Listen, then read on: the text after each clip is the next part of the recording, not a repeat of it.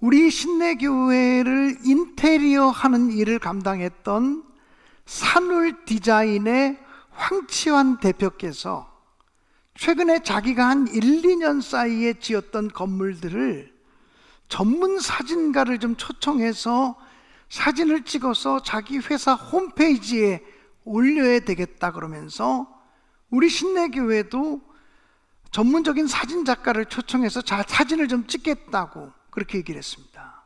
그래서 아마 3, 4주 전에 그 황치환 대표의 부부가 오셨고 그 회사가 계약한 사진 작가님 한 분이 오셨습니다. 그런데 그 사진 작가님을 처음 뵙는 순간부터 이분이 굉장히 까칠한 사람이구나,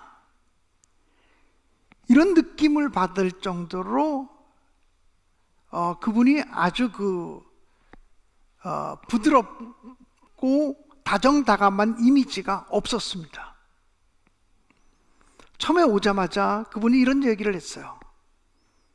산울 디자인과 인터넷으로 계약을 했는데 자기는 3시간 사진을 찍어주기로 하고 왔는데 여기 보니까 규모가 커서 3시간 안에는 죽었다 깨나도 이 사진을 찍을 수가 없겠다.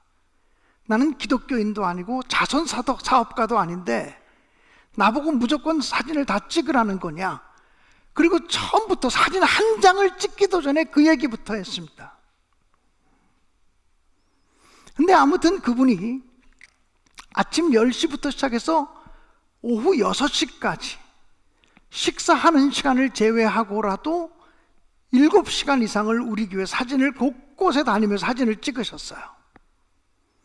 그런데 이상하게 느껴지는 것은 처음엔 그렇게 까칠하게 보였던 그분이 시간이 점점 지나가면서 굉장히 기쁜 마음으로 자기가 주도적으로 막 사진을 찍고 있는 그런 모습을 관찰할 수가 있었습니다.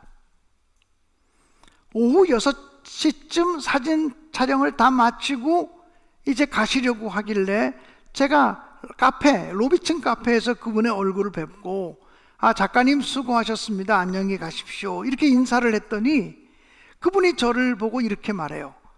오늘 목사님께 좋은 말씀 많이 듣고 가서 감사합니다.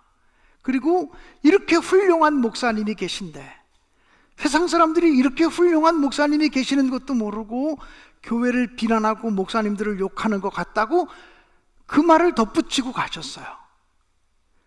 그분이 가고 난 다음에 정말 이상하다고 느낀 것은 뭐냐면 전 그분과 마주 앉아서 한마디도 안 했거든요. 그날 그분과 단 한마디도 말을 섞은 적이 없어요. 그 황치환 대표와 얘기하고 있는 얘기를 옆에서 이렇게 지켜보고 있을 따름이에요. 근데 저를 보고 오늘 목사님께 좋은 말씀을 많이 듣고 가서 감사하다고 그러는 거야. 도대체 무슨 말을 하는 걸 들었지? 도대체 무슨 말을 내가 해준 거지? 제가 오히려 당황해서 가만히 그날 있었던 일이 어떤 일이 있었는가를 이제 반추해 보는 거죠. 딱 한 가지가 생각이 났어요. 점심시간에 밖에 나가서 점심을 드실 시간이 없다 그래서 그럼 중국 음식을 교회가 시켜드리겠다고. 그리고 중국 음식을 시켰어요. 자장면도 시키고 짬뽕도 시키고 탕수육도 한두 개 시켜서 같이 먹게 됐어요. 그래서 2 테이블에 앉아서 먹었는데 이쪽 테이블에는 사진 작가님과 우리 이기원 목사님과 가정현 전사님이 식사하신 것 같아요. 그리고 그 옆에 테이블에는 저와 저희 집사람과 그 산울 디자인의 대표이신 황치환 대표가 마침 자기 부인까지 데려오셔서 그 두 부부와 우리 가족이 같이 이쪽에서 식사를 했어요. 식사하면서 제가 그분에게 우리 황치환 대표에게 그런 얘기를 했어요.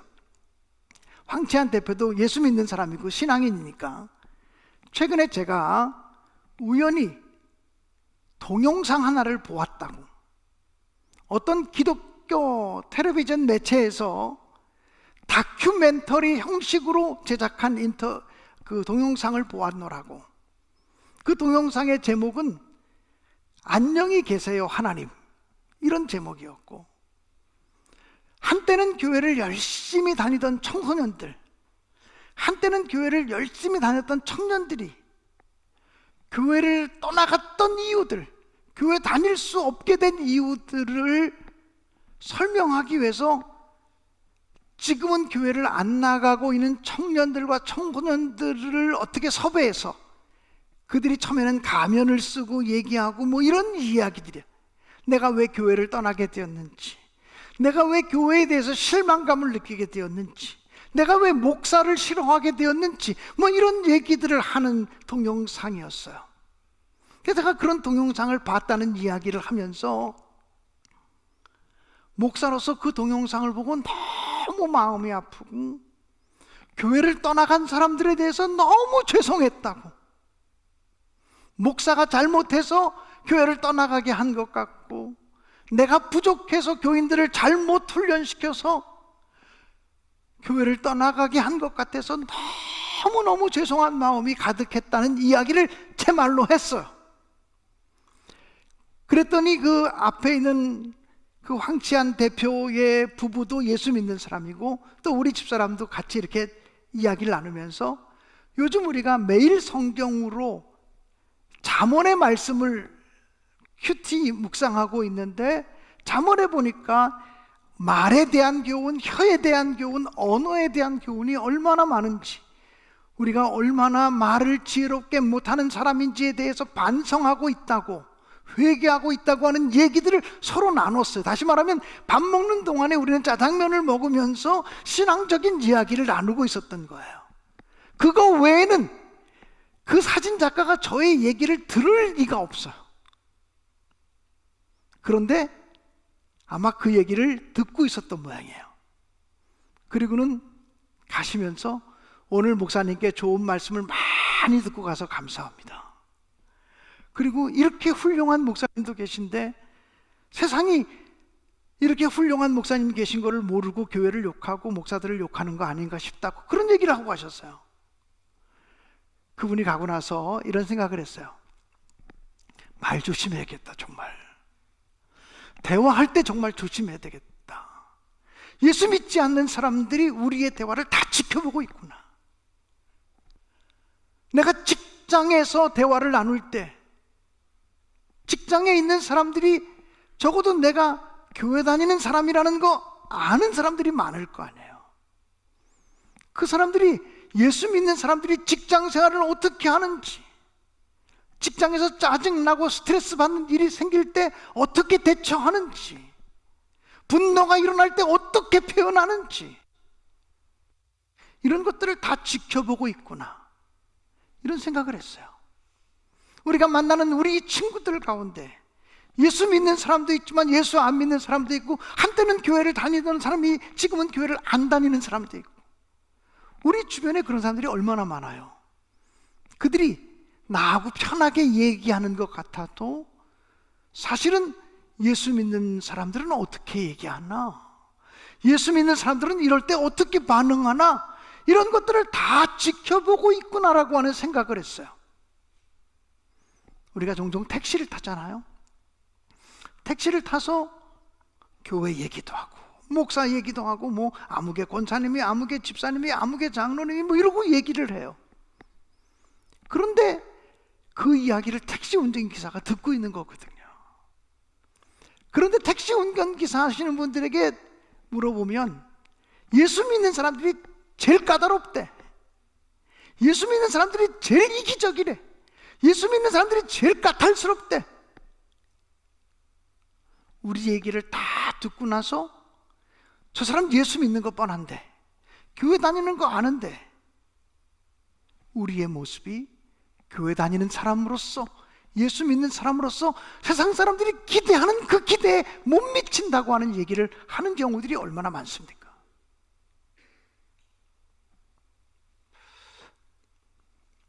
우리의 이야기를 엿들으면서 주변에 예수 안 믿는 사람들이, 야, 예수 믿는 사람들이 하는 말은 정말 품위가 있다, 예수 믿는 사람들이 하는 말은 정말 발랄하고 밝고 명쾌하다, 예수 믿는 사람들이 하는 말은 정말 진지하고 겸손하다, 이렇게 평가해 줄지, 예수 믿는 사람들이나 교회 다니는 사람들이나 우리나 다를 거 아무것도 없네. 아니, 그 정도까진 괜찮은데 예수 믿는 것들이 더해. 우리가 카페에 앉아서 친구들하고 수다를 떨고 있을 때 우리 주변의 사람들이 우리의 얘기를 듣고 있다고 하는 사실을 우리는 알아야 돼요. 오늘 성경 본문의 말씀은 마태복음 5장입니다. 마태복음 5장, 6장, 7장은 산상수훈의 말씀이고 예수께서 산 위에서 선포하신 보물과 같은 말씀이란 뜻이에요. 산상수훈의 말씀에 보면 제일 먼저 팔복의 말씀을 선포하시고 팔복의 말씀에 이어서 나오는 본문이 오늘 본문의 내용입니다. 너희는 세상의 소금이니 소금이 만일 그 맛을 잃어버리면 무엇으로 짜게 하리요? 아무데도 쓸데없어 밖에 버려져서 사람들에게 밟힐 뿐이니라. 너희는 세상의 빛이라. 산 위에 있는 동네가 숨기우지 못할 것이요 사람이 등불을 켜서 말 아래에 두지 아니하고 등경 위에 두나니 이로써 세상 모든 사람들에게 비추느니라. 이렇게 말씀하셨거든요. 너희는 세상의 소금이다, 너희는 세상의 빛이다라고 하는 말은 우리가 이 세상에 영향을 주는 존재로, 영향력 있는 존재로 하나님이 우리를 부르셨고 택하시고 사용하신다는 의미 아닐까요? 소금의 역할은 무엇일까요? 소금은 맛을 내는 역할을 합니다. 소금이 들어가야 음식이 제맛이 나는 것 아니겠습니까? 정말 우리를 세상의 소금으로 부르셨는데 우리 그리스도인들이 들어가는 곳마다 몸이 건조했던 그 집단과 공동체가 맛을 되찾게 될까요? 우리 예수 믿는 사람들이 들어가면 사람들의 모임이 활력이 돌고 맛이 생겨질까요? 아니면 예수 믿는 사람들이 들어오고 나서 더 역하고 추하고 더러운 냄새가 풍기는 것은 아닐까요? 소금의 또 다른 역할은 썩어지지 않고 부패하지 않도록 막아서는 방부제의 역할을 감당합니다. 예수 믿는 사람 때문에 우리의 공동체가 부패를 막아설 수 있고 거짓과 불의를 막아설 수 있는 것일까? 정말 예수 믿는 사람들이 이 세상과 이 사회가 썩지 않도록 하는 방부제와 같은 역할을 감당하고는 있는 것일까? 오히려 예수 믿는 사람들 때문에 세상이 더 더러워지고 더 타락하고 더 썩어가는 것은 아닐까? 이런 반성들이 우리에게 있을 수밖에 없습니다. 너희는 세상의 빛이라고 하셨어요. 빛이 들어오면 어둠은 물러가게 되어져 있어요. 빛과 어둠은 공존할 수 없어요. 그런데 우리는 예수를 믿는다고 하면서도 진리와 거짓이 공존해요.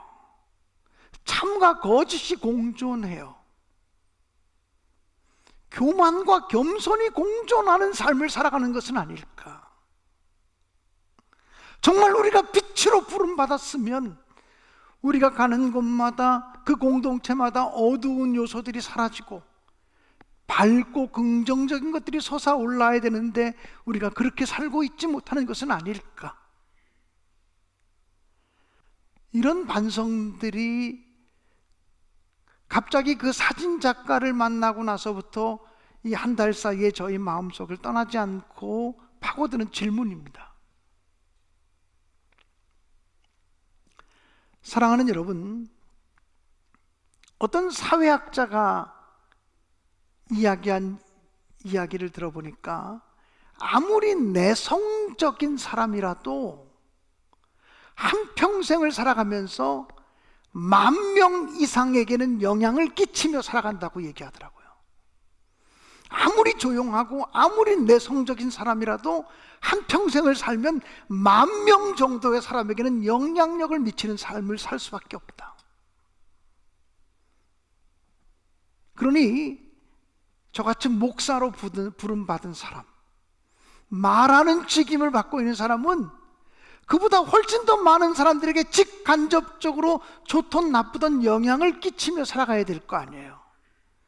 여기 우리 박홍근 우리 국회의원, 우리 박종근 권사님도 같이 지금 예배를 드리고 있습니다만, 박홍근 권사님은 또 정치하면서 더 많은 사람들을 만나니까 더 많은 사람들에게 영향력을 행사하는 사람으로 살아가고 있는 건데, 크리스찬 국회의원으로서, 크리스찬 의원으로서 선한 영향력을 정말 행사하고 계신지 늘 그렇게 질문하시면서 좋은 의원이 되도록 저도 기도하고 있습니다.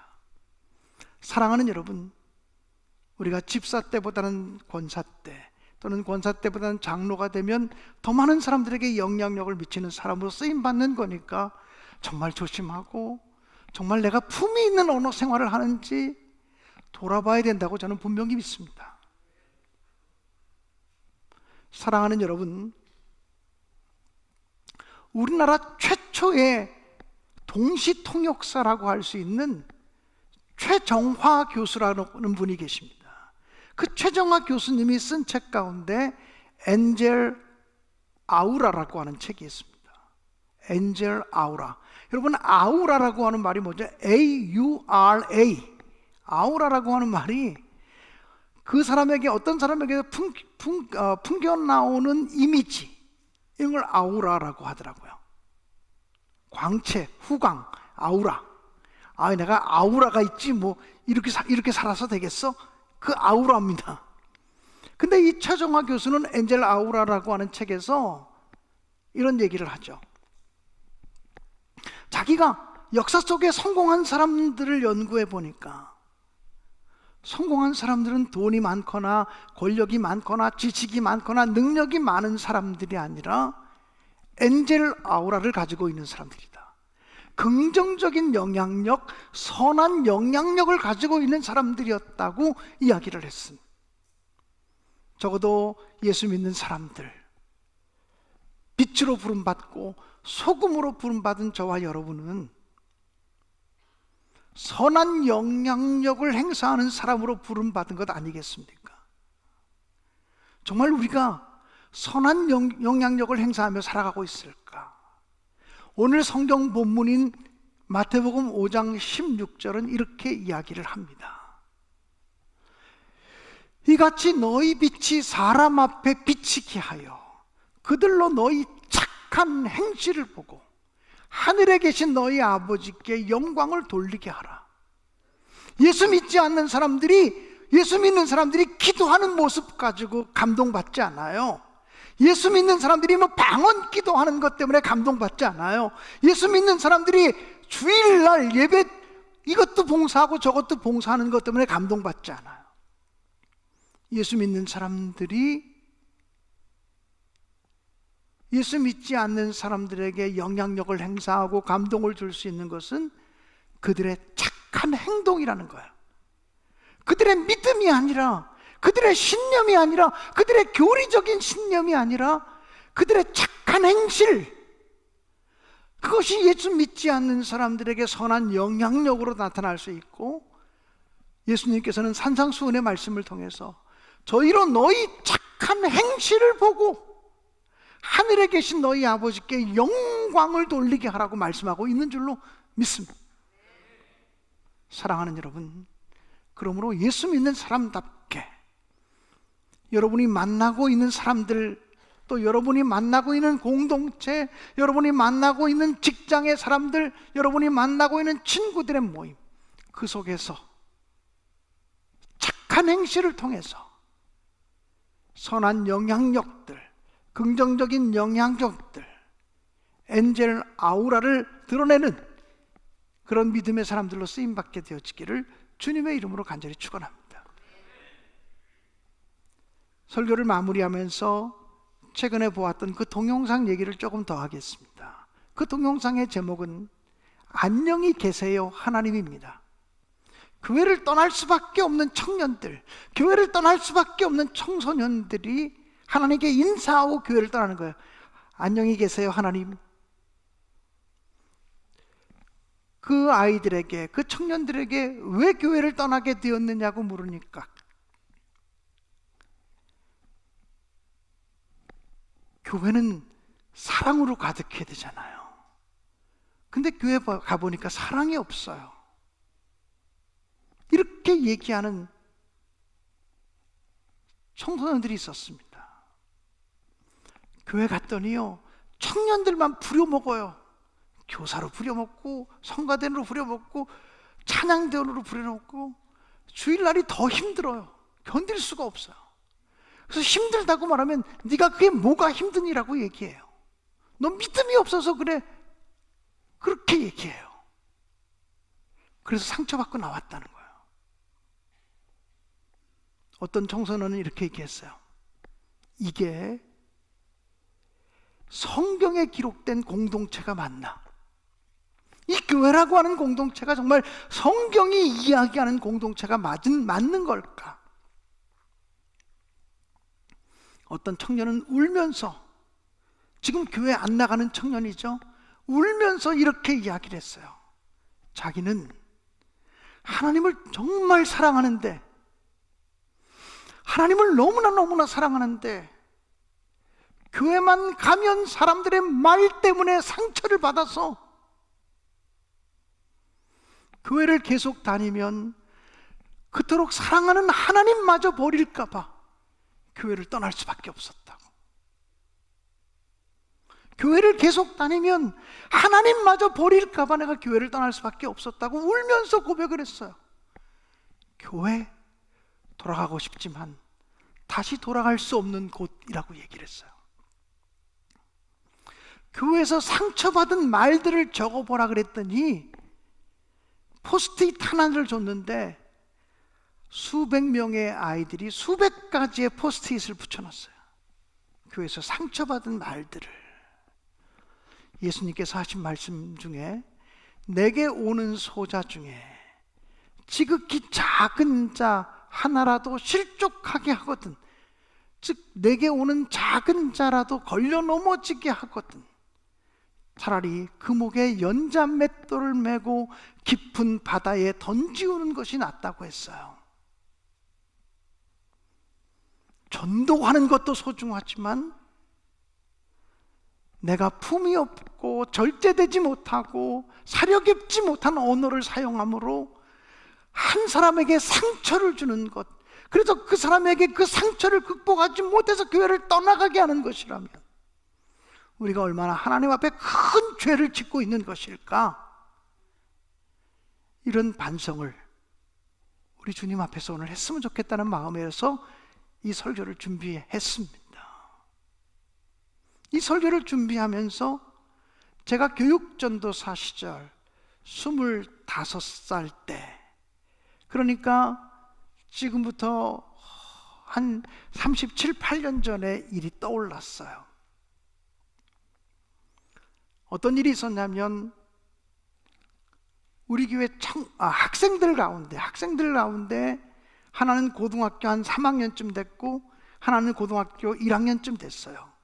그런데 그 부모님들은 우리 교회를 나오지 않고 자녀들만 우리 교회를 열심히 나오는 그런 사람이었는데 그 부모님이 정말 열심히 기도하는 어머니였다 그래요. 어느 날 새벽에 그 집에 강도가 침입해 들어와서 어머님이 그 강도가 휘두른 칼에 찔려서 아주 처참하게 돌아가셨어요. 예수 잘 믿는 어머니에게 왜 그런 일이 있었는지 설명할 길이 없죠.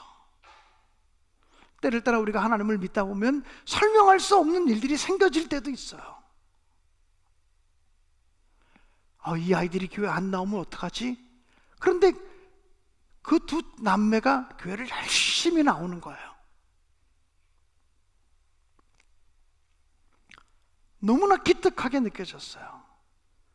그 작은 아이였던 남자아이 동생은 2, 3년을 열심히 엄마도 안 계신데 공부를 하더니 고려대학교 좋은 과에 딱 합격을 했어요. 그래서 저를 만나게 됐어요. 야, 너무 축하해 하고 제가 축하의 인사를 건넸어요. 대학교 합격했으니까. 근데 그날 저를 보고 얘기하는 거예요. 전도사님, 고맙습니다. 대학교 붙은 거, 합격한 거 축하해 줘서 고맙습니다. 근데 오늘 꼭 드리고 싶은 말씀이 있습니다. 그리고 심각한 표정으로 저에게 드리고 싶은 말씀이 있다는 거예요. 그래서 야, 대학교 붙은 얼굴이 왜 그렇게 심각해? 그리고 일로 와봐, 무슨 얘기야? 그리고 물었더니 이 청년이 저한테 그렇게 얘기해요. 전도사님, 전 오늘부로 교회를 떠나겠습니다.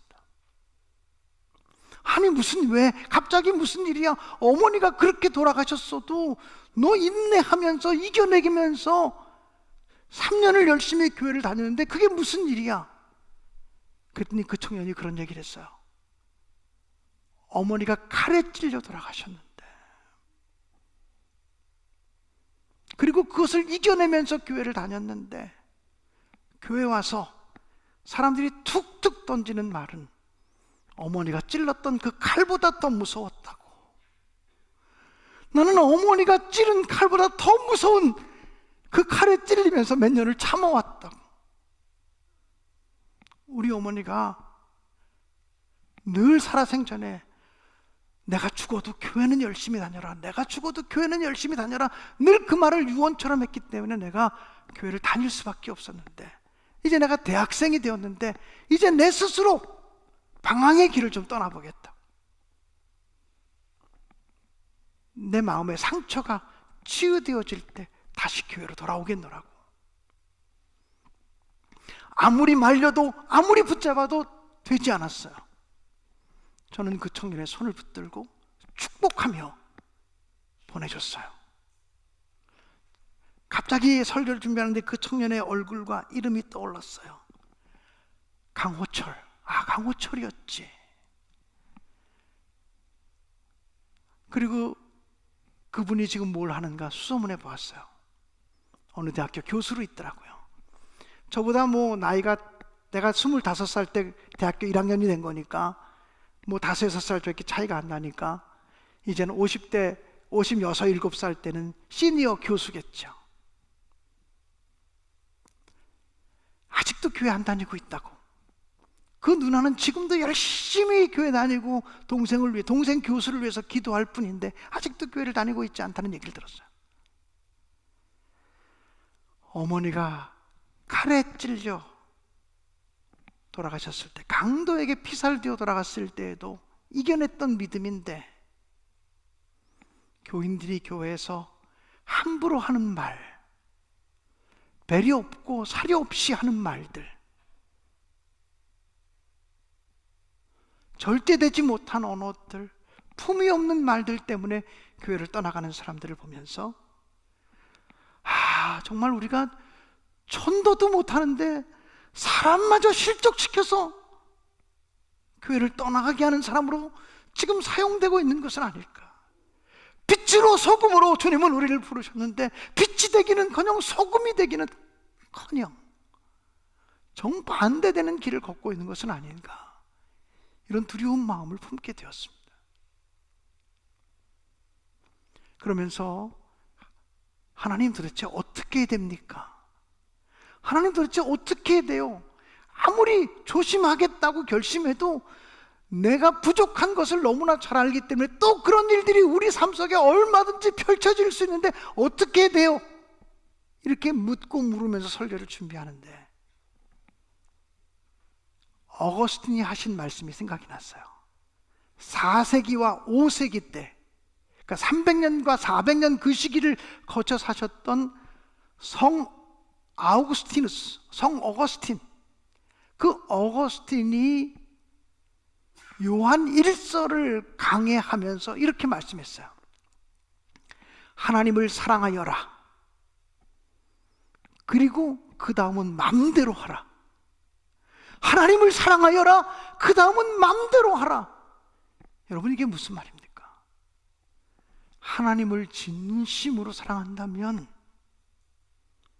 하나님을 진심으로 사랑하고 하나님께 더 가까이 나아가기를 위해서 애쓰고 노력한다면 그 다음에는 우리의 모든 것을 하나님이 책임져 주시니 걱정하지 말고 나가라고 하는 말씀이죠. 우리 힘만 갖고 되지 않아요. 우리의 연약함 때문에, 우리의 내적인 상처와 아픔 때문에 나도 모르는 사이에 우리가 하는 말이 다른 사람에게 상처가 될 수 있어요. 근데 이게 그러지 말아야지 한다고 되어지는 것은 아니에요. 물론 우리는 우리 때문에 상처를 입고 교회를 떠나가는 사람이 얼마든지 있을 수 있다는 사실을 기억하면서 더 절제된 언어, 더 품위 있는 언어, 더 진실하고 더 겸손한 언어 생활을 하려고 애써야 되겠지만, 더 중요한 것은 하나님을 사랑하는 마음으로 충만해지면, 하나님을 사랑하여라, 하나님을 사랑하여라, 그 다음은 네 마음대로 해라. 하나님을 사랑하면 사실은 마음대로 못하거든요.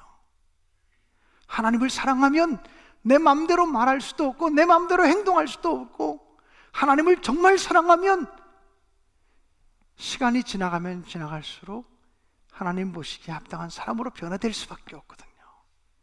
내일부터 다시 비대면의 시대로 가요. 모여서 예배하지 못해요. 정부에서는 일단 2주라 그랬지만 이게 4주가 될지 6주가 될지 아무도 예측하지 못해요. 다시 만날 때는 나태해진 모습으로 만나지 말고 더 자라난 모습으로, 더 성숙한 모습으로, 하나님께 더 가까이 나아간 모습으로 만날 수 있게 되어지기를 주님의 이름으로 간절히 축원합니다. 기도하겠습니다. 거룩하시고 사랑이 많으신 아버지 하나님, 진심으로 감사하며 찬송과 영광을 돌립니다. 오늘 이 한날도 하나님께서 우리들을 사랑하셔서 이 3부 예배를 통해서 말씀을 만나게 하시고, 너희는 세상의 소금이다, 너희는 세상의 빛이다, 우리를 소금으로 불러주시고 빛으로 불러주신 주님의 음성을 다시금 가슴에 새기게 하시니 감사합니다. 우리가 많은 사람들에게 선한 영향력을 행사하는 사람이 되어야 되는데 그러지 못했던 것을 용서하여 주옵소서. 우리의 품이 없는 언어, 절대 되지 못한 언어, 남을 배려하지 못했던 언어 생활들, 이런 것들을 주님 용서하여 주시고 진심으로 다른 사람을 배려하면서 선한 영향력을 행사하며 착한 행실을 보임으로 우리를 관찰하고 있는 믿지 않는 사람들에게까지 아름다운 영향력을 행사하는 삶을 살아가게 붙잡아 주시옵소서. 이제 내일부터 다시 비대면 예배를 드려야 합니다. 얼마가 될지 알지 못하지만 하나님께 더 가까이 나아가는 시간들이 되게 하셔서 다시 만날 때는 더 성숙한 모습으로, 더 진실하고 자라난 모습으로 만날 수 있게 우리 모든 성도들을 붙잡아 주시옵소서. 거룩하신 예수님의 이름으로 기도합니다. 사랑하는 성도 여러분, 이 시간에 부르고 싶은 찬송이 있습니다. 나의 힘이 되신 여호와여, 내가 주님을 사랑합니다. 나의 생명이신 여호와여, 내가 주님을 찬양합니다. 하나님만이 우리의 힘이요, 하나님만이 우리의 능력임을 고백하면서 이 찬양을 부르시면서 하나님이 나의 하나님 되어달라고, 하나님이 나의 능력이 되어달라고, 우리의 부족함을 우리는 너무 잘한다고, 우리의 연약함을 우리는 너무 잘한다고, 그래서 하나님을 의지한다고, 그래서 하나님을 사랑한다고 고백하며 결단할 수 있게 되기를 간절히 원합니다.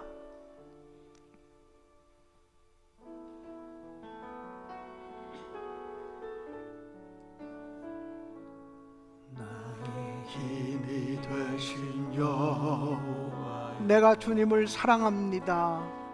내가 주님을 사랑합니다. 주는 나의 반석이시며 주는 나의 반석이시며 나의 요새시라. 주는 나를 건지시는 나의 주 나의 하나님 나의 피 얇아외시오 나의 방패신 나의 하나님 나의 하나님 나의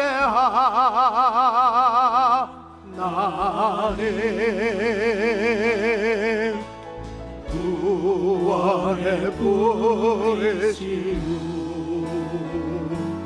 나의 산성이 나의 하나님 나의 하나님 나의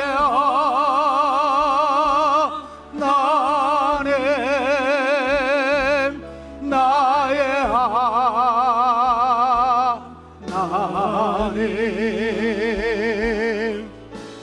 그는 나의 여호와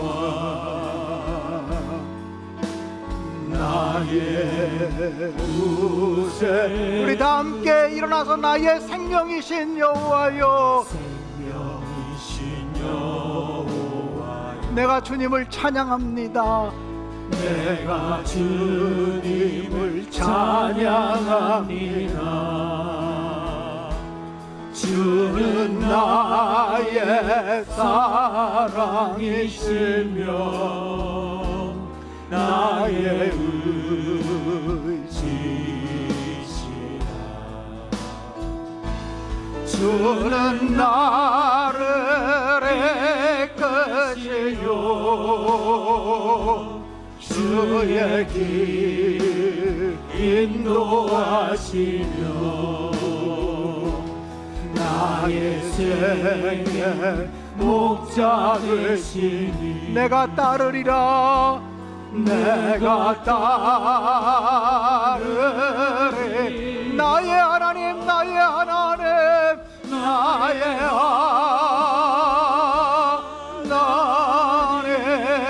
하나님 나의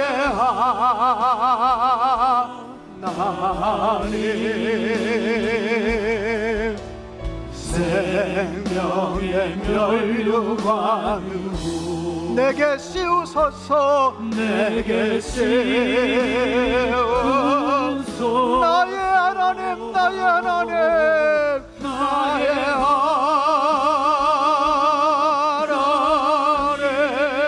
하나님 나의 하나님 그 나의 여호와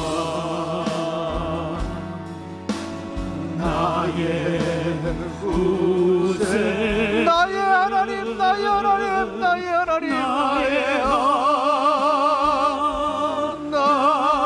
하나님 나의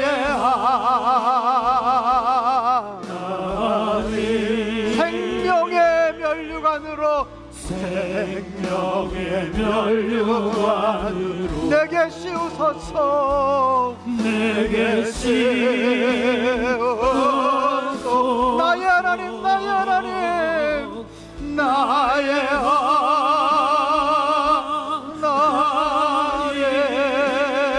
하나님 나의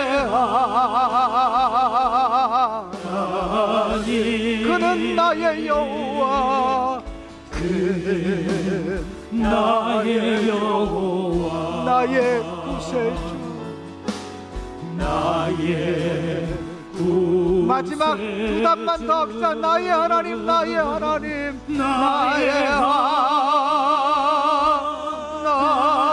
하나님 나의